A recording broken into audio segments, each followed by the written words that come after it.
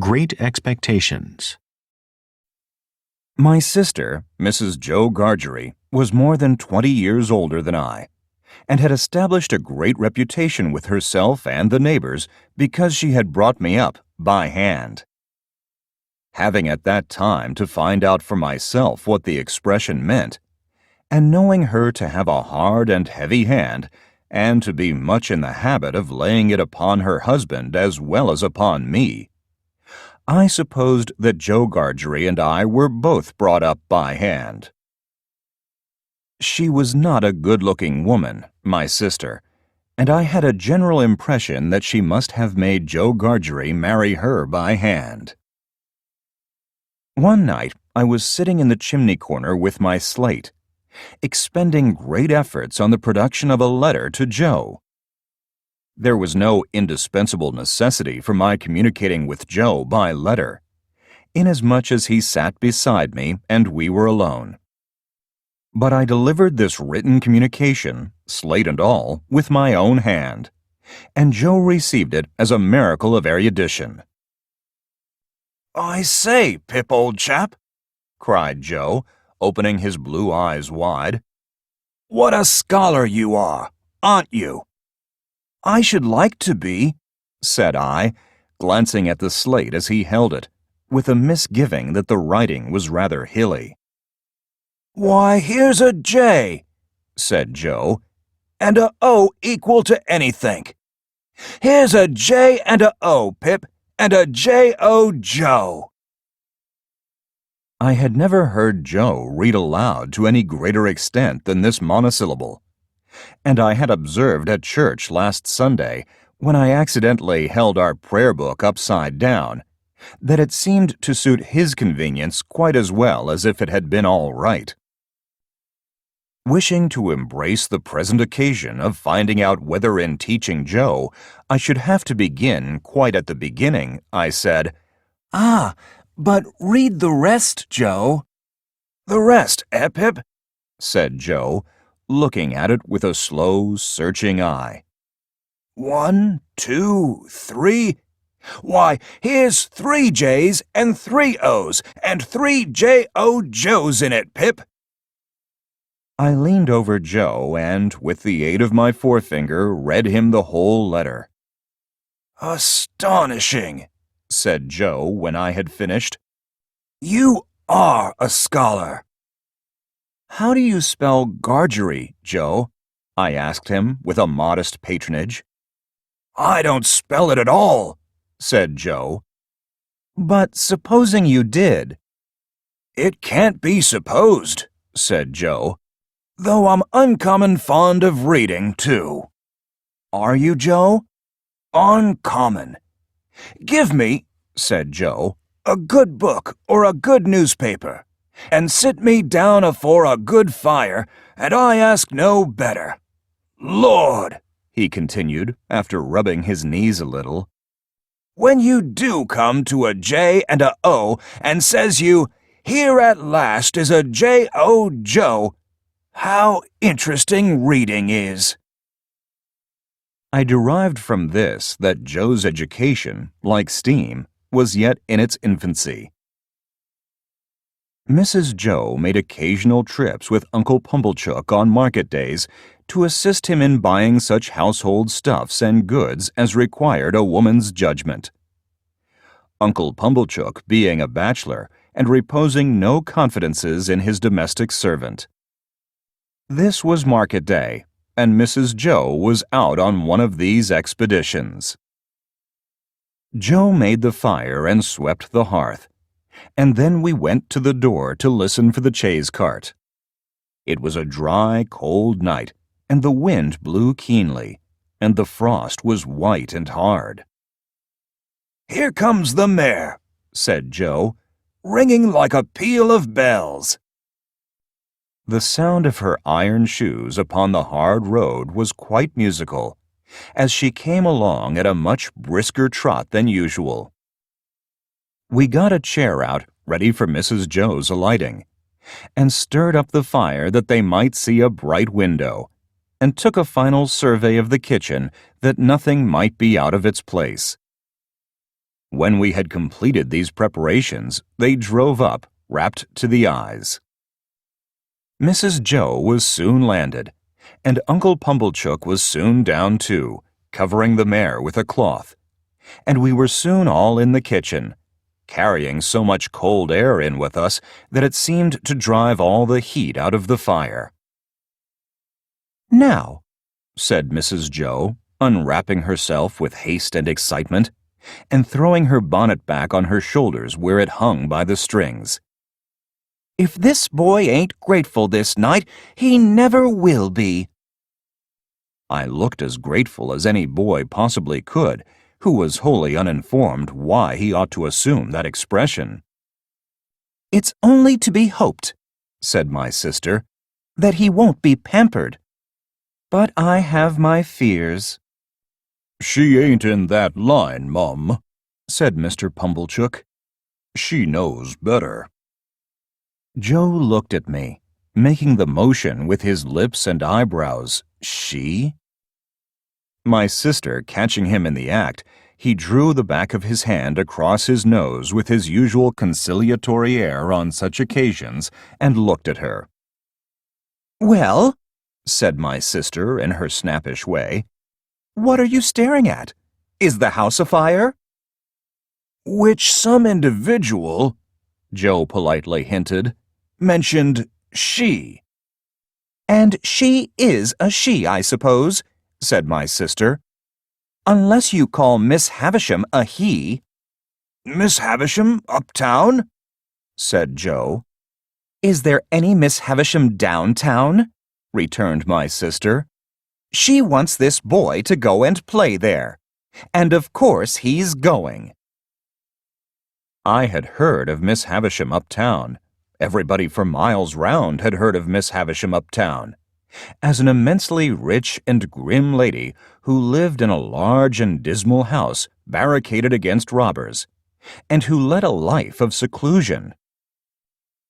Uncle Pumblechook, being sensible that for anything we can tell, this boy's fortune may be made by his going to Miss Havisham's, has offered to take him into town tonight in his own chaise cart, and to keep him tonight, and to take him with his own hands to Miss Havisham's tomorrow morning. "And Laura mercy me!" cried my sister, casting off her bonnet in sudden desperation. "Here I stand talking to mere mooncalves with Uncle Pumblechook waiting, and the mare catching cold at the door, and the boy grimed with crock and dirt from the hair of his head to the sole of his foot." With that she pounced upon me, like an eagle on a lamb, and my face was squeezed into wooden bowls in sinks, and my head was put under taps of water butts, and I was soaped and kneaded and toweled and thumped and harrowed and rasped until I really was quite beside myself. When my ablutions were completed, I was put into clean linen of the stiffest character, like a young penitent into sackcloth, and was trussed up in my tightest and fearfullest suit. I was then delivered over to Mr. Pumblechook, who formally received me as if he were the sheriff, and who let off upon me the speech that I knew he had been dying to make all along. "Boy, be forever grateful to all friends, but especially unto them which brought you up by hand." "Goodbye, Joe." "God bless you, Pip, old chap." I had never parted from him before, and what with my feelings and what with soapsuds, I could at first see no stars from the chaise cart. But they twinkled out one by one, without throwing any light on the questions why on earth I was going to play at Miss Havisham's, and what on earth I was expected to play at. Mr. Pumblechook and I breakfasted at 8 o'clock in the parlor. I considered Mr. Pumblechook wretched company. Besides giving me as much crumb as possible in combination with as little butter, and putting such a quantity of warm water into my milk that it would have been more candid to have left the milk out altogether, his conversation consisted of nothing but arithmetic. On my politely bidding him good morning, he said pompously, 7 times 9, boy. and how should I be able to answer? Dodged in that way, in a strange place, on an empty stomach. I was hungry, but before I had swallowed a morsel, he began a running sum that lasted all through the breakfast. 7, and 4, and 8, and so on. For such reasons, I was very glad when 10 o'clock came and we started for Miss Havisham's, though I was not at all at my ease regarding the manner in which I should acquit myself under that lady's roof. Within a quarter of an hour we came to Miss Havisham's house, which was of old brick and dismal, and had a great many iron bars to it. Some of the windows had been walled up. Of those that remained, all the lower were rustily barred. There was a courtyard in front, and that was barred, so we had to wait after ringing the bell until someone should come to open it. While we waited at the gate, I peeped in. Even then Mr. Pumblechook said, and 14? But I pretended not to hear him, and saw that at the side of the house there was a large brewery. No brewing was going on in it, and none seemed to have gone on for a long, long time. A window was raised, and a clear voice demanded, "What name?" To which my conductor replied, Pumblechook. The voice returned, "Quite right." And the window was shut again, and a young lady came across the courtyard with keys in her hand. This, said Mr. Pumblechook, is Pip. "This is Pip, is it?" returned the young lady, who was very pretty and seemed very proud. "Come in, Pip." Mr. Pumblechook was coming in also when she stopped him with the gate. "Oh," she said. "Did you wish to see Miss Havisham?" If Miss Havisham wished to see me, returned Mr. Pumblechook, discomfited. "Ah," said the girl, "but you see, she don't." She said it so finally and in such an undiscussable way that Mr. Pumblechook, though in a condition of ruffled dignity, could not protest. My young conductress locked the gate, and we went across the courtyard. The brewery buildings had a little lane of communication with it, and the wooden gates of that lane stood open, and all the brewery beyond stood open, away to the high enclosing wall, and all was empty and disused. She saw me looking at it, and she said, "Better not try to brew beer there now, or it would turn out sour, boy. Don't you think so?" "It looks like it, miss." "Not that anybody means to try," she added, "for that's all done with, and the place will stand as idle as it is till it falls. But don't loiter, boy." Though she called me boy so often, and with a carelessness that was far from complimentary, she was of about my own age. She seemed much older than I, of course, being a girl, and beautiful, and self-possessed, and she was as scornful of me as if she had been 21 and a queen. We went into the house by a side door. The great front entrance had 2 chains across it outside, and the first thing I noticed was that the passages were all dark, and that she had left a candle burning there. She took it up, and we went through more passages and up a staircase, and still it was all dark, and only the candle lighted us. At last we came to the door of a room, and she said, "Go in." I answered, more in shyness than politeness, "After you, miss." To this she returned, "Don't be ridiculous, boy. I am not going in," and scornfully walked away and, what was worse, took the candle with her. This was very uncomfortable, and I was half afraid.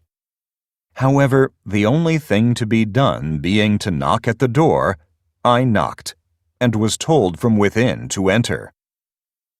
I entered, therefore, and found myself in a pretty large room, well lighted with wax candles. No glimpse of daylight was to be seen in it. It was a dressing room, as I supposed from the furniture, though much of it was of forms and uses then quite unknown to me. But prominent in it was a draped table with a gilded looking-glass, and that I made out at first sight to be a fine lady's dressing table. Whether I should have made out this object so soon if there had been no fine ladies sitting at it, I cannot say. In an armchair, with an elbow resting on the table and her head leaning on that hand, sat the strangest lady I have ever seen or shall ever see. She was dressed in rich materials, satins and lace and silks, all of white. Her shoes were white, and she had a long white veil dependent from her hair, and she had bridal flowers in her hair, but her hair was white. She had not quite finished dressing, for she had but one shoe on. The other was on the table near her hand. Her veil was but half arranged. Her watch and chain were not put on, and some lace for her bosom lay with those trinkets, and with her handkerchief and gloves and some flowers and a prayer book all confusedly heaped about the looking-glass. I saw that everything within my view which ought to be white had been white long ago, and had lost its luster and was faded and yellow. I saw that the bride within the bridal dress had withered like the dress and like the flowers, and had no brightness left but the brightness of her sunken eyes. Once I had been taken to see some ghastly waxwork at the fair, representing I know not what impossible personage lying in state. Once I had been taken to one of our old marsh churches to see a skeleton in the ashes of a rich dress that had been dug out of a vault under the church pavement. Now, Waxwork and Skeleton seemed to have dark eyes that moved and looked at me. I should have cried out if I could. "Who is it?" said the lady at the table. "Pip, ma'am." "Pip?" "Mr. Pumblechook's boy, ma'am. Come to play." "Come nearer. Let me look at you. Come close." It was when I stood before her, avoiding her eyes, that I took note of the surrounding objects in detail, and saw that her watch had stopped at 20 minutes to 9, and that a clock in the room had stopped at 20 minutes to 9. "Look at me," said Miss Havisham. "You are not afraid of a woman who has never seen the sun since you were born?" I regret to state that I was not afraid of telling the enormous lie comprehended in the answer, "No." "Do you know what I touch here?" she said, laying her hands one upon the other on her left side. "Yes, ma'am." "What do I touch?" "Your heart." "Broken." She uttered the word with an eager look, and with strong emphasis, and with a weird smile that had a kind of boast in it. Afterward, she kept her hands there for a little while, and slowly took them away as if they were heavy. "I am tired," said Miss Havisham. "I want diversion, and I have done with men and women. Play." I think it will be conceded by my most disputatious reader that she could hardly have directed an unfortunate boy to do anything in the wide world more difficult to be done under the circumstances. Are you sullen and obstinate? No, ma'am. I am very sorry for you, and very sorry I can't play just now. If you complain of me, I shall get into trouble with my sister. So I would do it if I could. But it's so new here, and so strange, and so fine, and melancholy. I stopped, fearing I might say too much, or had already said it, and we took another look at each other.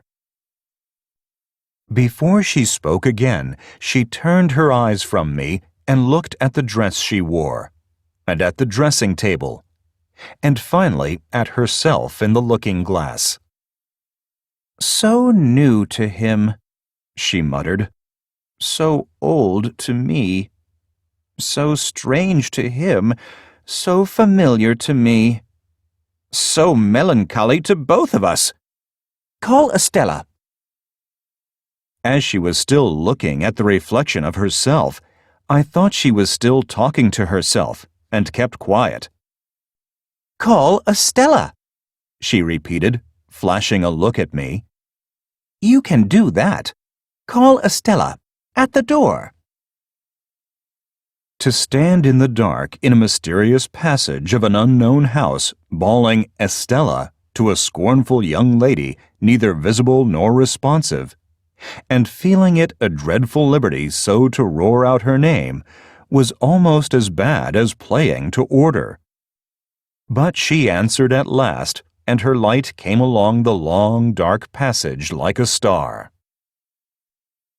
Miss Havisham beckoned her to come close, and took up a jewel from the table, and tried its effect upon her fair young bosom and against her pretty brown hair. Your own, one day, my dear, and you will use it well. Let me see you play cards with this boy. With this boy? Why, he is a common laboring boy. I thought I overheard Miss Havisham answer, only it seemed so unlikely. Well, you can break his heart. What do you play, boy? Asked Estella of myself, with the greatest disdain. Nothing but beggar my neighbor, miss. Beggar him, said Miss Havisham to Estella, so we sat down to cards. It was then I began to understand that everything in the room had stopped, like the watch and the clock, a long time ago. I noticed that Miss Havisham put down the jewel exactly on the spot from which she had taken it up. As Estella dealt the cards, I glanced at the dressing table again, and saw that the shoe upon it, once white, now yellow, had never been worn. I glanced down at the foot from which the shoe was absent, and saw that the silk stocking on it, once white, now yellow, had been trodden ragged. Without this arrest of everything, this standing still of all the pale, decayed objects, not even the withered bridal dress on the collapsed form could have looked so like grave clothes, or the long veil so like a shroud. So she sat, corpse-like, as we played at cards, the frillings and trimmings on her bridal dress looking like earthy paper. He calls the knaves jacks, this boy, said Estella with disdain, before our first game was out. And what coarse hands he has! And what thick boots! I had never thought of being ashamed of my hands before, but I began to consider them a very indifferent pair. Her contempt for me was so strong that it became infectious, and I caught it. She won the game, and I dealt. I misdealt, as was only natural when I knew she was lying in wait for me to do wrong, and she denounced me for a stupid, clumsy laboring boy. "You say nothing of her," remarked Miss Havisham to me as she looked on. "She says many hard things of you, but you say nothing of her. What do you think of her?" "I don't like to say," I stammered. "Tell me in my ear," said Miss Havisham, bending down. "I think she is very proud," I replied in a whisper. "Anything else?" "I think she is very pretty." "Anything else?" "I think she is very insulting." "Anything else?" "I think I should like to go home." "And never see her again, though she is so pretty?" "I am not sure that I shouldn't like to see her again, but I should like to go home now." "You shall go soon," said Miss Havisham aloud. "Play the game out." I played the game to an end with Estella, and she beggared me. She threw the cards down on the table when she had won them all, as if she despised them for having been one of me. "When shall I have you here again?" said Miss Havisham. "Let me think." I was beginning to remind her that today was Wednesday, when she checked me with her former impatient movement of the fingers of her right hand. "There, there. I know nothing of days of the week. I know nothing of weeks of the year. Come again after 6 days, you hear?" "Yes, ma'am." "Estella, take him down. Let him have something to eat, and let him roam and look about him while he eats. Go, Pip." I set off on the 4-mile walk to our forge, pondering as I went along on all I had seen, and deeply revolving that I was a common laboring boy, that my hands were coarse, that my boots were thick, that I had fallen into a despicable habit of calling knaves jacks, that I was much more ignorant than I had considered myself last night, and generally that I was in a low-lived bad way. When I reached home, my sister was very curious to know all about Miss Havisham's, and asked a number of questions. If a dread of not being understood be hidden in the breasts of other young people to anything like the extent to which it used to be hidden in mine, which I consider probable, as I have no particular reason to suspect myself of having been a monstrosity, it is the key to many reservations. I felt convinced that if I described Miss Havisham's as my eyes had seen it, I should not be understood. Not only that, but I felt convinced that Miss Havisham, too, would not be understood. And although she was perfectly incomprehensible to me, I entertained an impression that there would be something coarse and treacherous in my dragging her as she really was, to say nothing of Miss Estella, before the contemplation of Mrs. Joe. Consequently, I said as little as I could. The worst of it was that bullying old Pumblechook, preyed upon by a devouring curiosity to be informed of all I had seen and heard, came gaping over in his chaise cart at tea-time to have the details divulged to him. And the mere sight of the torment, with his fishy eyes and mouth open, made me vicious in my reticence. "Well, boy?" Uncle Pumblechook began, as soon as he was seated in the chair of honor by the fire. "How did you get on uptown?" I answered, "Pretty well, sir." "Pretty well?" Mr. Pumblechook repeated. "Pretty well is no answer. Tell us what you mean by pretty well, boy." I reflected for some time, and then answered as if I had discovered a new idea. "I mean pretty well." "Now, boy," "What was she a-doin' of when you went in today?" asked Mr. Pumblechook. She was sitting, I answered, in a black velvet coach. Mr. Pumblechook and Mrs. Joe stared at one another, as they well might, and both repeated, "In a black velvet coach?" Yes, said I. and Miss Estella, that's her niece, I think, handed her in cake and wine at the coach window on a gold plate. And we all had cake and wine on gold plates. And I got up behind the coach to eat mine, because she told me to. "Was anybody else there?" asked Mr. Pumblechook. 4 dogs, said I. "Large or small?" Immense, said I, and they fought for veal cutlets out of a silver basket. Mr. Pumblechook and Mrs. Joe stared at one another again in utter amazement. I was perfectly frantic, a reckless witness under the torture, and would have told them anything. We played with flags, I said. Flags? Echoed my sister. Yes, said I. Estella waved a blue flag, and I waved a red one. And Miss Havisham waved one sprinkled all over with little gold stars out at the coach window. And then we all waved our swords and hurrahed. If they had asked me any more questions, I should undoubtedly have betrayed myself.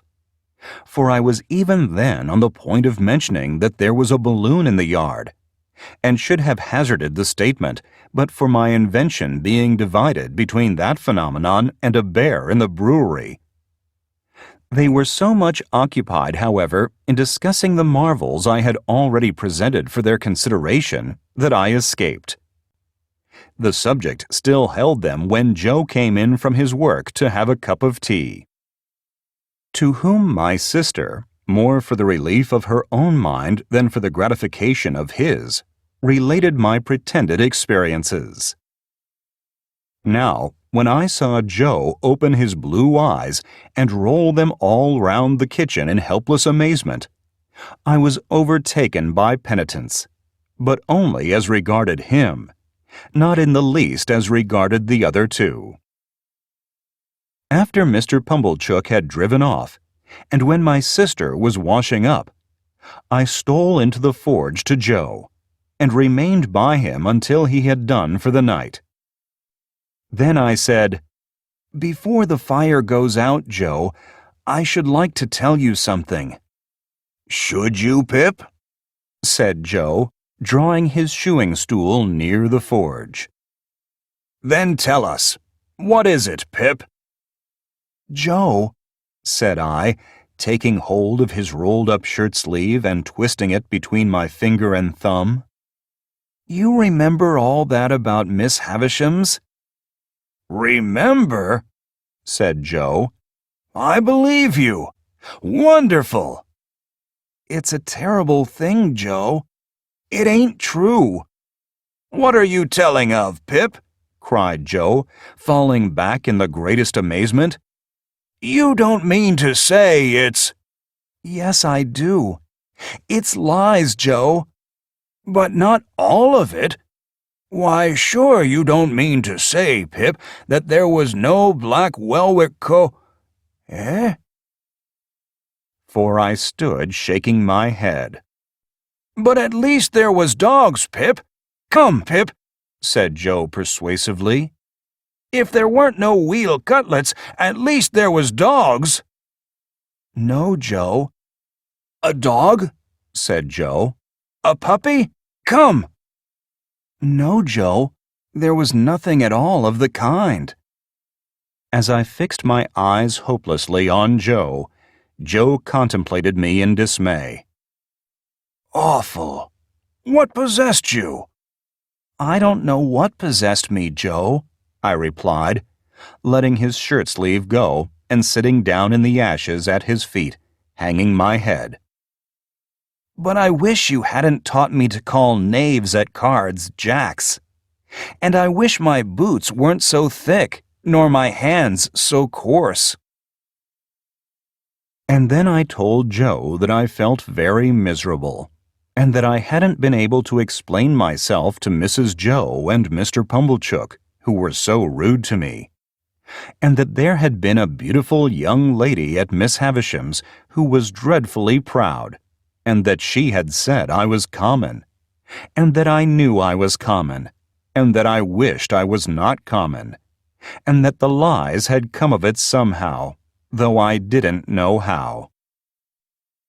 This was a case of metaphysics, at least as difficult for Joe to deal with as for me. But Joe took the case altogether out of the region of metaphysics, and by that means vanquished it. "There's one thing you may be sure of, Pip," said Joe after some rumination. "Namely, that lies is lies. Howsever they come, they didn't ought to come, and they come from the father of lies. Don't you tell no more of 'em, Pip. That ain't the way to get out of being common, old chap. And as to being common, I don't make it out at all clear. You are uncommon in some things. You're uncommon small. Likewise, you're a uncommon scholar." No, I am ignorant and backward, Joe. "Why, see what a letter you wrote last night. Wrote in print, even. I've seen letters, and from gentlefolks, that I'll swear weren't wrote in print," said Joe. I have learned next to nothing, Joe. You think much of me. It's only that. "Well, Pip," said Joe, "be it so or be it so't. You must be a common scholar afore you can be a uncommon one, I should hope. The king upon his throne, with his crown upon his head, can't sit and write his Acts of Parliament in print, without having begun when he were a unpromoted prince with the alphabet." "Ah," added Joe, with a shake of the head that was full of meaning. "And begun at A, too, and worked his way to Z. And I know what that is to do, though I can't say I've exactly done it." There was some hope in this piece of wisdom, and it rather encouraged me. "Looky here, Pip, at what is said to you by a true friend. Which this to you the true friend say: if you can't get to be uncommon through going straight, you'll never get to do it through going crooked. So don't tell no more on 'em, Pip, and live well and die happy." That was a memorable day to me, for it made great changes in me. But it is the same with any life. Imagine one selected day struck out of it, and think how different its course would have been. Pause, you who read this, and think for a moment of the long chain of iron or gold, of thorns or flowers, that would never have bound you but for the formation of the first link on one memorable day.